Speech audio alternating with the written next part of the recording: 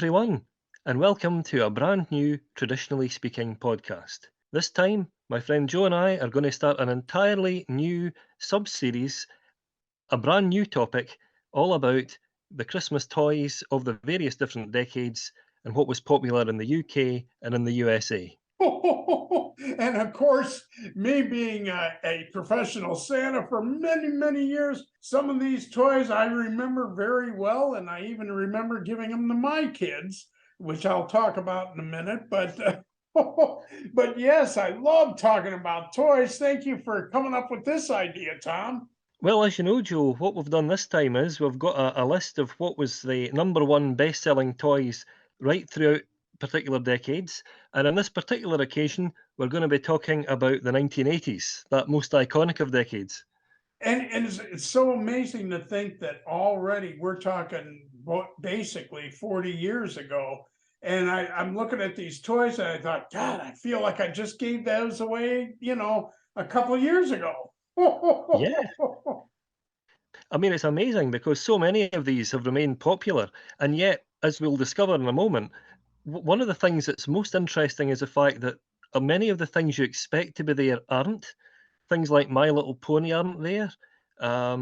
There's no Etch-a-Sketch. Speaking Spell's not there. So it's interesting to see what does turn up. Well, and what else is interesting is it's strange how that several years, both Scotland and the US were given the same toys under the tree, but then there were other years where they were very different. So, and that's kind of fun to look at and see what you guys were doing in Scotland and what we were doing in here in the US as the number one toy.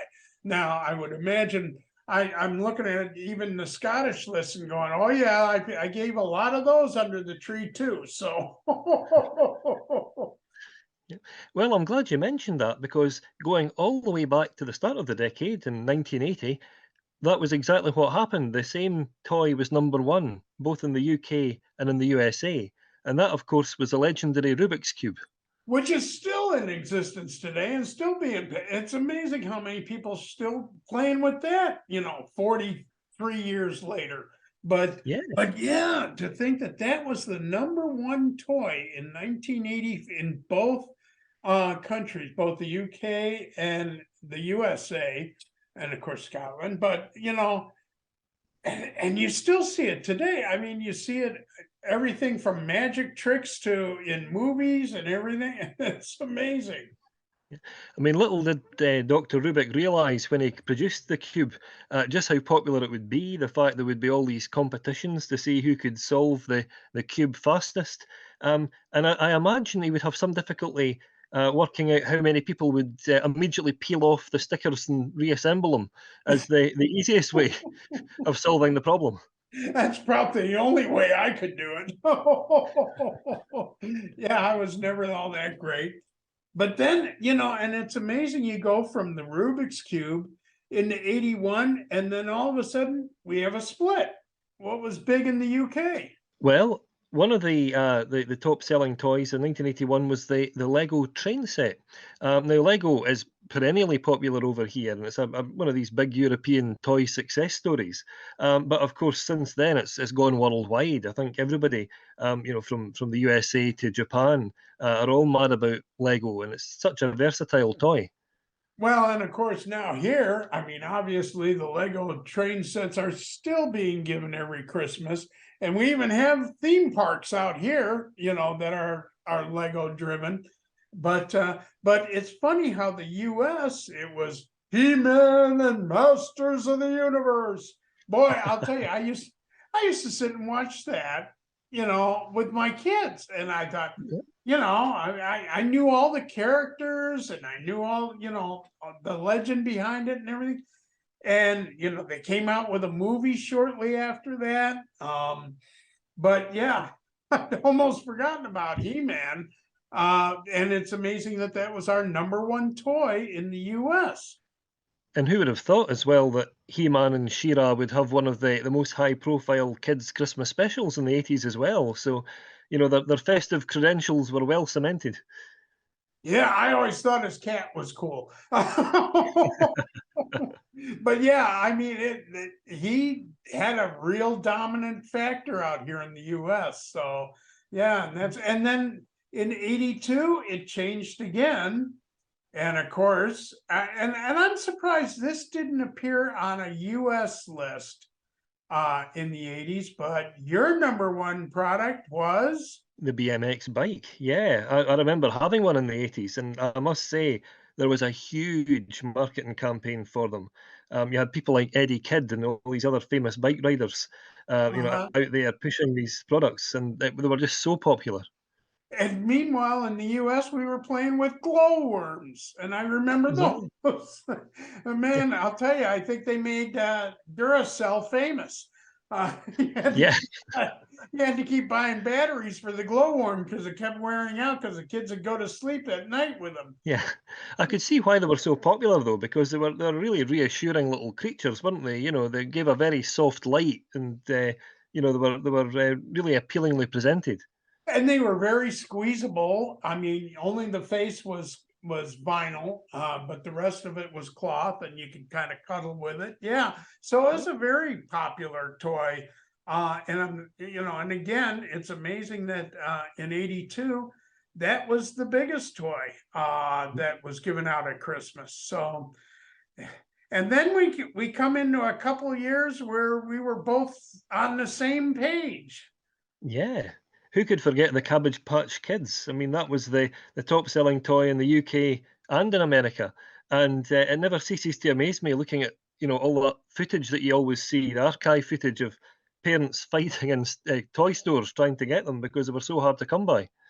Oh, and I'm telling you, it was one of those things where you paid a hefty price just to get a hold of one because they were so rare, and they couldn't make enough of them fast enough. And Mary and I had even been to the Cabbage Patch where the birthing center they call it, where the Patch Kids were born.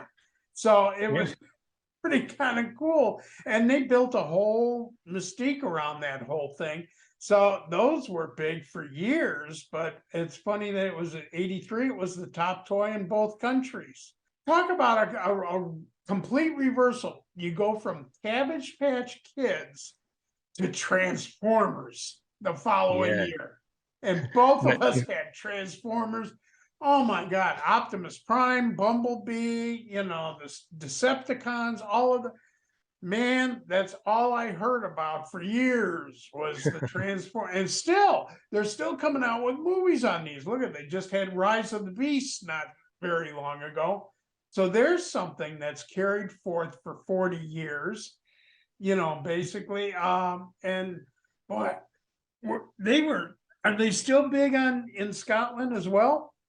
Oh yeah, absolutely. There are lots of collectors and people who remember them the first time round, or possibly younger viewers who are just discovering them for the first time. But I mean, it just amazes me how huge they were in the 80s. And you had that movie with Orson Welles, the animated movie.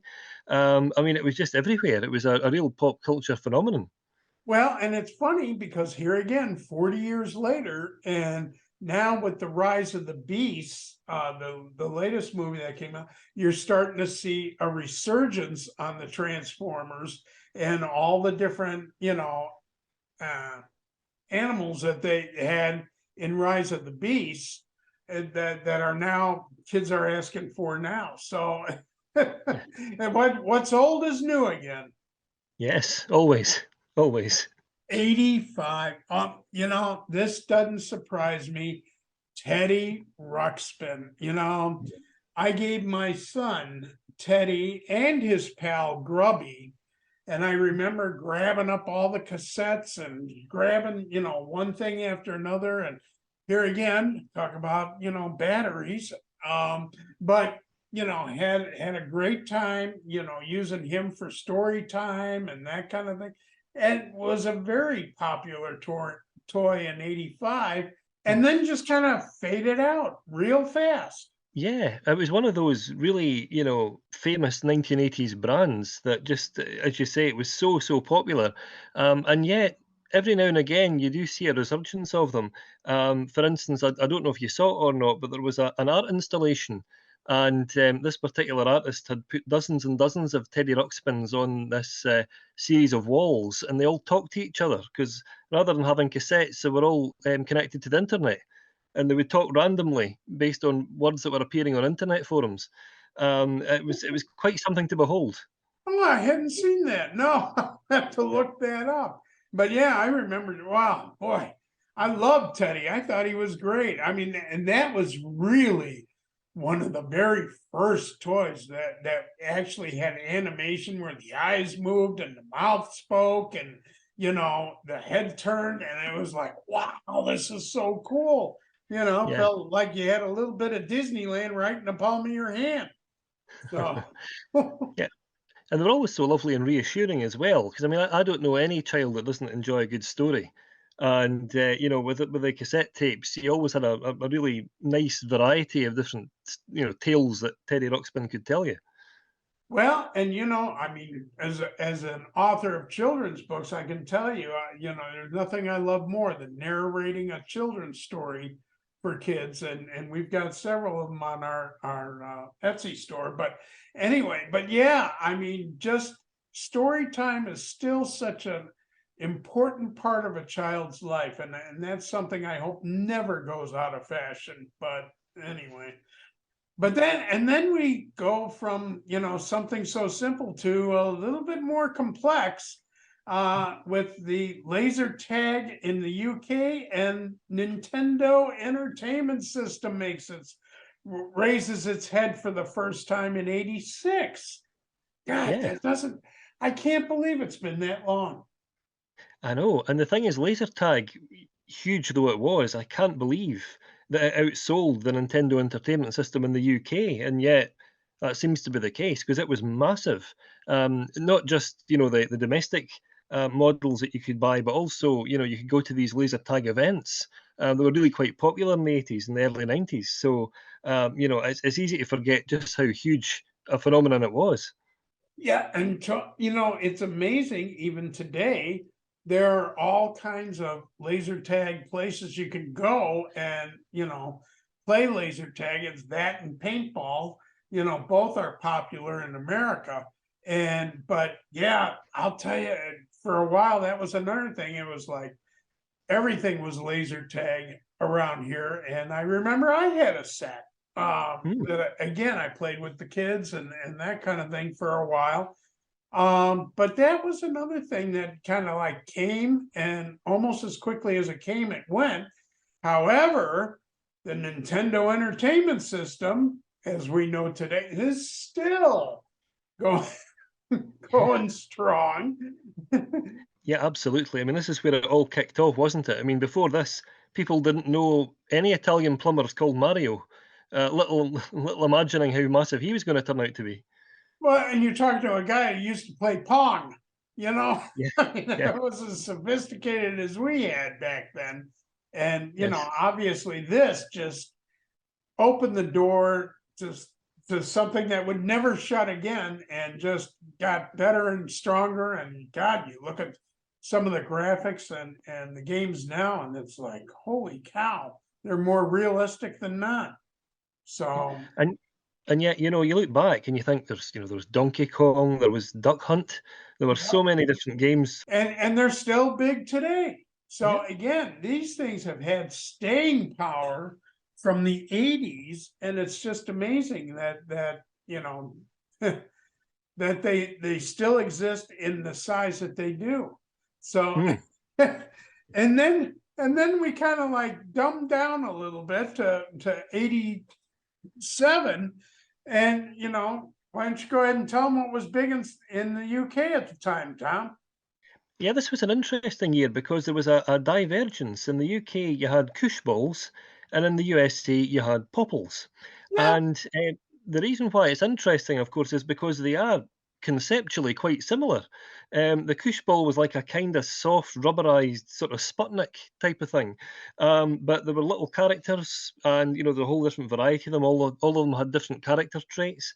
And the Popples were quite similar. They were a bit more like Care Bears. But right. again, lots of different characters. They all had their own specific traits and personalities. So you could see why young kids would find it an appealing kind of idea.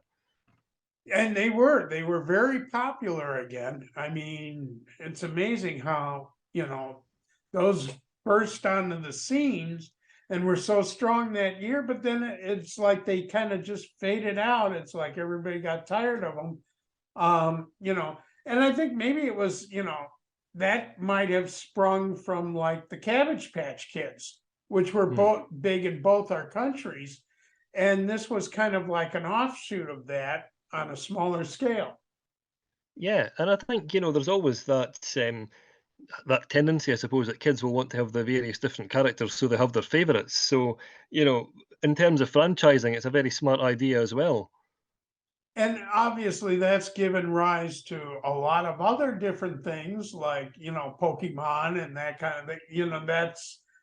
I think those were offshoots off of these. Mm. Yeah, I mean, they all seem to have that kind of common origin, don't they, in the 80s when these franchises were really at their height. And as you mentioned, they all had separate personalities and certain things about it and certain traits, character traits about them.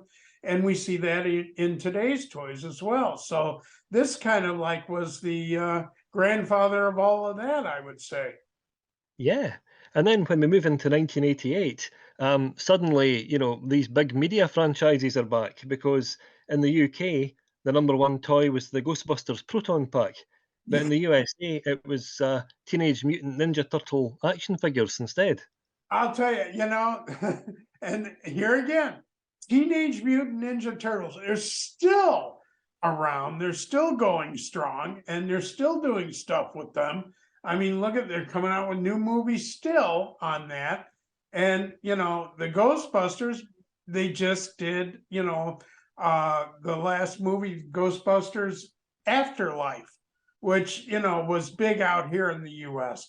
So even that, again, 40 years ago, it's amazing, and they're still around today. But yeah, I remember watching kids run up and down the street with those proton packs, but apparently there were more of them in the UK. Meanwhile, we were playing with, Raphael and Leonardo and Donatello and loved the Teenage Mutant Ninja Turtles. I gotta say, they were pretty cool, but anyway, but Yeah. and they're still around. Well, I'm sure that pizza restaurants everywhere are very thankful for the Teenage Mutant Ninja Turtles because every time they make a comeback, everyone's after a pepperoni pizza. But But Really? the thing that interests me about the Ghostbusters was the timing, because the Ghostbusters movie, of course, was from 1984, and they wouldn't make the sequel until 1989. So it just goes to show the durability of that first film. That 4 years down the line, the kids are still playing with the toys, from the real Ghostbusters, and the animated spin-off. It was a genius concept. And you're right. I didn't think. I was thinking that the proton pack was the same year that movie, the second one, but that didn't come out till the following year. Oh wow, yeah, I didn't put that connect together. So that's interesting. So that was even before the movie. And then of course, once they released the second one, there was a resurgence and a big thing with the Ghostbusters. But yeah, wow. So interesting. So, and then And back again to the Transformers for you guys the following year in 1989. And of yeah. course, Optimus Prime. Yeah, he and Bumblebee are still probably the two top toys in that line. Yeah, he really was the chairman of the board, wasn't he, when it came to Transformers Optimus Prime? Oh, absolutely. Yeah, he was the leader of the pack, so to speak. Yeah. And it says a lot. I mean, because I know so many people who not only have fond memories of those toys from the 80s, but they still have immaculately boxed figures from back then, that they simply won't part with because there's so many happy memories. Oh, and I'll tell you, they'd be worth a fortune today if you had one, from that day untouched. So, and meanwhile, in the US, it wasn't Optimus Prime that was number one, although he was up there in the top 10 for sure. But Nintendo broke the mold with Game Boy, the first handheld Nintendo set. And boy, that just exploded. Oh yeah, absolutely. I think it's so difficult to overstate just how popular these were, because, as you say, there had been handheld games before, but never a handheld system where you could change the cartridges and have a variety of different games. And I think probably because it came with Tetris as the free game when you bought it, because that was, famously one of the most addictive puzzle games of all time. So that really got people hooked. Yeah, and yes, you're absolutely right. And Tetris is still big, and it's in its multiple forms. I mean, there's a little bit of root to a lot of puzzle games that this started. But you're absolutely right. I mean, boy, I'll tell you that was another one. You couldn't get your hands on enough Game Boys. Yeah, they didn't really hit the UK until the early 90s. But as you say, I mean, just a phenomenal system. You had games like Batman, based on the Tim Burton movie, which was probably the biggest release of the 80s, never mind the late 80s. And then you had Mario making a comeback. I mean, just about every possible type of game was on there. Yeah, Donkey Kong, yeah, uh-huh, all of those, and that was I think one of the reasons why it was so popular is you could get multiple games. I mean, certainly not like you can go now and just choose from hundreds, but at the time that was a huge deal, as you didn't have to play the same game over and over and over again. You can switch it out and play different ones. Yeah, absolutely, and that's the beauty of it. I mean, as a result of the Game Boy, you had things like the Atari Lynx, all the way up to the Sony PSP. But that's where it started. That was the lightning in the bottle that started a whole new genre. Yeah, absolutely did. So I'm curious how many of our listeners remember these games and what was your favorite during the 80s if you were around then? You know, I mean, we are talking 40 years ago, in a lot of these years, and, knocking on it for the rest. But, it'd be fun to hear what your hot games were and what you were giving your kids at the time, if you had any. So, I'd love to know how some of our other listeners, what their favorite was for the 80s, if they can remember that far back. It was funny when I saw this list, it's like, oh man, that had to just be yesterday. That couldn't have been 40 years ago, but yeah. So, and then as we've said, so many of these are still in existence today. I mean, certainly the Transformers and of course, the Game Boys and their and their derivatives that have come from it, but even the Rubik's Cube, I mean, still around. So it's going to be fun to look at other decades, and Tom and I are definitely going to explore that. I mean, we're going to look at everything from the 50s all the way up to the 90s, because that's all part of our traditions. Yeah, and it always amazes me to see what was popular in both places, what was popular in separate places, and of course, thanks to series like Stranger Things and movies like 8-Bit Christmas, the 80s is one of those decades that never really goes away. So whether you have nostalgia for the culture of the time, or you have a very particular favourite among the toys that were popular back then, please get in touch and let us know. Yeah, I mean, I'm not even going to tell you how many times I've watched Ghostbusters and Ghostbusters 2. I just try not to remember how long ago that was that they came out. Yeah, they don't make them like that anymore. I don't look at the dates when they were released. Well, I'll tell you, I've had fun talking about this, Tom, and I've really thoroughly enjoyed this. And I'm looking forward to doing our other decades. And folks, if you have a favorite decade, tell us what that might be, or tell us what you'd be most curious to hear from. So, and we might do that next. So thank you everyone for having tuned in. You never know what decade we're going to land in next, so the only way to find out is to tune in again soon. There you go. Well, thanks for joining us today.